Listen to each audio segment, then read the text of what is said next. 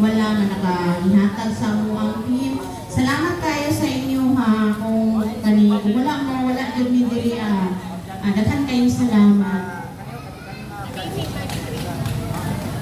May utos pa nga nakalay si Papa ni Giselle Galiti.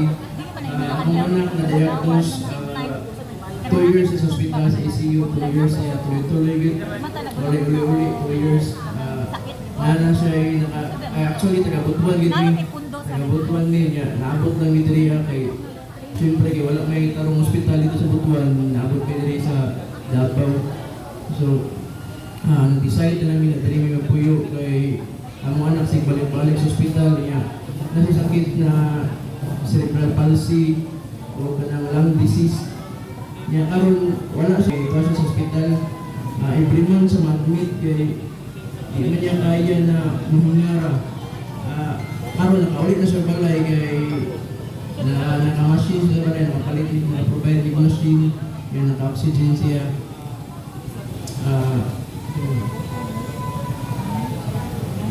So maura ito na lang rin.